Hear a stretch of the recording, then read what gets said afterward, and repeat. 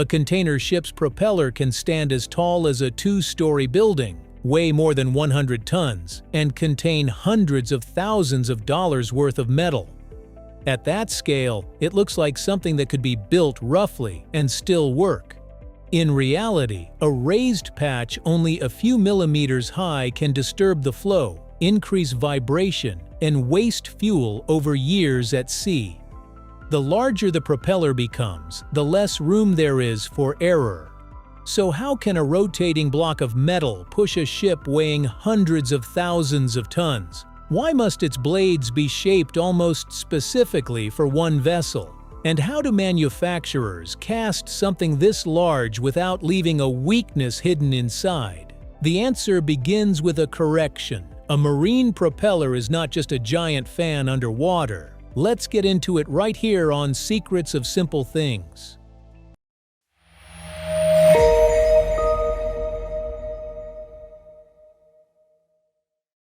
A propeller does more than push water backward. The comparison with a fan is useful but incomplete. As each blade rotates, its curved surface and angle create different pressures on opposite sides. Water is accelerated toward the stern, and the reaction drives the ship forward. A propeller turns the engine's continuous rotation into steady thrust. The difficult part is making that thrust useful. If the blades disturb the flow, some engine power is lost in swirling currents, vibration, noise, and heat. More rotation does not automatically mean better performance. The water reaching the propeller is already uneven. Before arriving at the stern, it has moved along the hull and past structures beneath the ship. Some regions travel faster than others, or approach the blades at different angles. The propeller must work inside that distorted wake and still produce balanced thrust. It cannot be designed alone because every hull leaves a different pattern in the water behind it. Every ship needs a different propeller. A container ship needs speed and fuel efficiency. A fully loaded oil tanker needs steady thrust under enormous weight. A naval vessel must balance efficiency with low vibration, reduced cavitation, and a quieter acoustic signature. Engineers begin with the ship itself. Hull form, displacement, engine power, shaft speed, target speed, draft, and expected operating conditions. Hydrodynamic software predicts how water will approach, cross, and leave each section of the propeller. They adjust curvature, thickness, trailing edges, blade area, and twist. That twist is essential. The section near the hub travels through a smaller circle than the tip, so it moves more slowly. If every part met the water at the same angle, the load would become uneven. Changing the angle from root to tip helps the whole blade share the work. The calculations can continue through countless simulations. A few % more efficiency across thousands of voyages can mean a major reduction in fuel use. Once the final geometry exists as digital data, those curves have to become one enormous piece of metal. Building the propeller's negative. The digital model becomes a full-scale negative made from bonded sand, containing the exact spaces where the hub and blades will form. Sand works well for a shape this large and complex. Industrial binders help it preserve fine geometry, survive molten alloy, and remain stable while gases escape. The hollow cavity is only part of the design. Engineers also plan the gates that carry metal inward and the vents that let displaced air leave. A blocked passage can trap gas. A badly placed channel can make the alloy cool too early. A crack may redirect the flow or leave part of a blade unfilled. For the largest propellers, the sand surrounding the casting can weigh dozens of tons. All that mass exists to hold a shape defined by millimeters. Once pouring begins, temperature and timing become far harder to correct. A few minutes can decide years at sea. Many large marine propellers are made from nickel aluminum bronze, a copper-based alloy selected for its resistance to seawater, heavy loads, vibration, and cavitation damage. The furnace turns it into glowing liquid, but melting is only the beginning. Its temperature must remain within a narrow range until the mold is full. If the metal is too cool, it may solidify before reaching the thinner blade sections. If it is too hot, the final grain structure may not develop as intended. Pour too quickly, and turbulence can fold air into the casting. Pour too slowly, and the alloy may lose heat before reaching the farthest sections. Gates guide the metal along a planned route, while vents allow gases to escape. Workers track temperature and flow because once the cavity starts filling, mistakes are difficult to reverse. The most serious defects may form out of sight. A blade can look smooth while a pocket of gas remains buried inside. After millions of rotations, that void can concentrate stress and start a crack. When the mold is full, nobody opens it to check the result. The casting must remain where it is and cool. Why can't it be cooled faster? A propeller does not solidify all at once. The thick hub holds heat longer than the thinner blades, so different regions cool and shrink at different rates. If the mold is broken too early, cooler air reaches metal that is still changing shape. One section may contract while another remains hot and soft. Blades can warp, stress can become locked inside, and fine cracks may form before the propeller reaches the sea.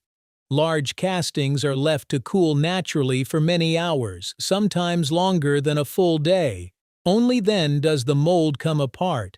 Hydraulic hammers and industrial vibrators break the hardened sand. Cranes reposition the casting while dark dust moves through the workshop and burned sand falls from between the blades. The object that emerges is recognizable but unfinished. Its surface is black with oxide, its edges are rough, and solidified metal marks the channels through which the alloy entered. The overall form is there. Now the exact geometry must be recovered from beneath the excess material. The battle for every millimeter.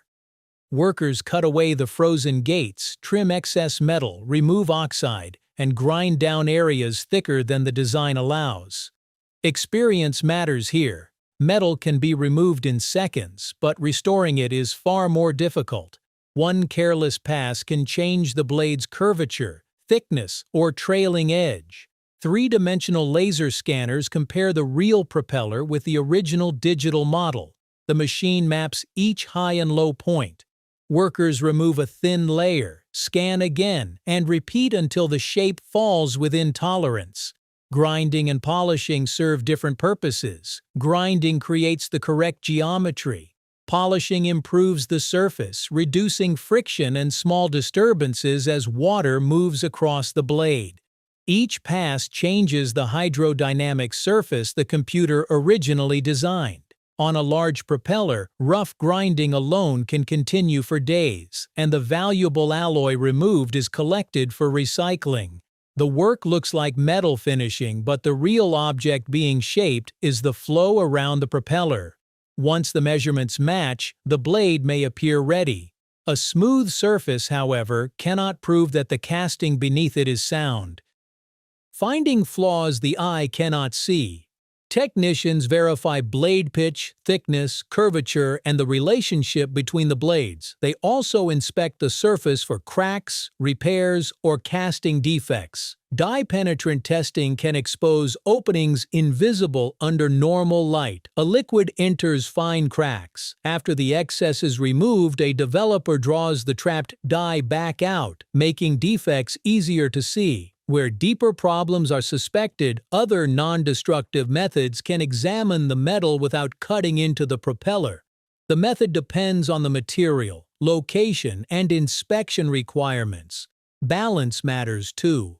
If one blade carries slightly more mass, that difference becomes a repeated force every time the propeller turns. The vibration can travel through the shaft and into the ship. Technicians correct it by carefully removing small amounts of material from approved areas. Only after geometry, surface quality, internal soundness, and balance meet the required standards can the propeller be accepted. The measurements and inspection results are recorded, giving the shipyard a reference for future repairs and maintenance. Even then, it must still operate within the limits of the water around it.